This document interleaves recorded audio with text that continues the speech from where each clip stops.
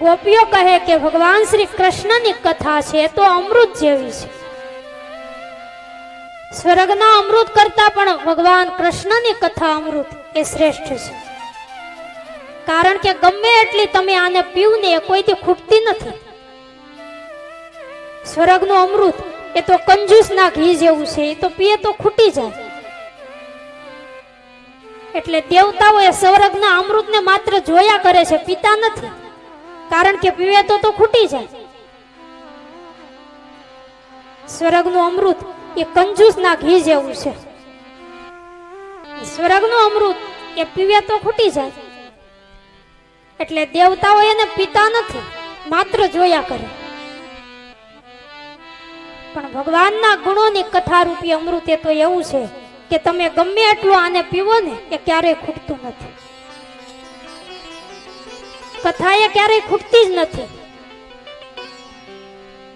કથા તો તમે ગમે એટલી ગાઓ, ગમે એટલી સાંભળો, પણ હરિ અનંત હરિ કથા અનંતા એ ક્યારેય ખૂટે નહીં, એ પૂરી ન થાય.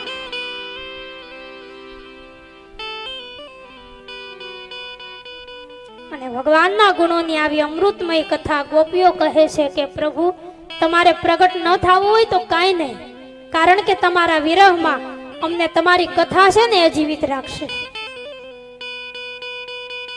આમ ગોપીઓનો વિરહ એ વધતો જાય. આંખમાંથી ગોપીઓને આહુડા નીકળે છે.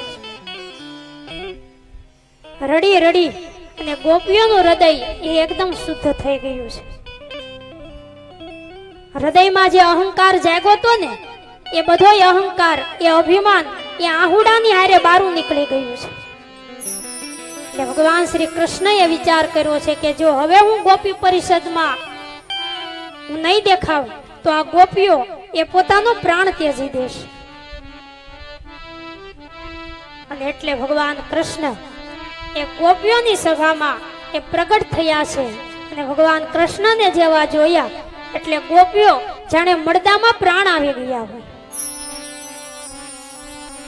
ભગવાન શ્રી કૃષ્ણ ગોપીઓને કહેવા લાગ્યા કે બોલો તમારી શું ઈચ્છા છે? ગોપીઓ કહેવા લાગી છે કે પ્રભુ અમારી સાથે અધૂરો રહેલો રાસ એને હવે પૂરો કરો, એક જ ઈચ્છા છે.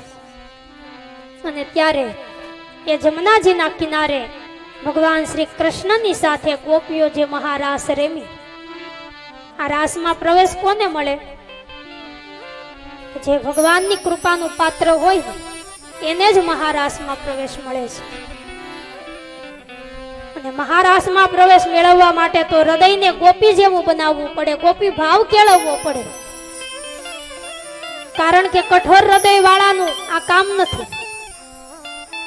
અને એટલે જ એ મહારાસમાં કોઈ પુરુષને એન્ટ્રી નથી, પુરુષનો પ્રવેશ નથી. પુરુષ ત્યાં માત્ર એક જ ભગવાન દ્વારકાધીશ. ભગવાન ભોળાનાથને આ રાસમાં જાવું હતું ને તો એને સ્ત્રી બનવું પડ્યું હતું, ગોપી બનવું પડ્યું હતું. જ્યાં સુધી ગોપી જેવું હૃદય આપણું નહીં થાય, ભોળું હૃદય નહીં થાય, ત્યાં સુધી ભગવાનની આ રાસલીલામાં આપણને પ્રવેશ નહીં મળે.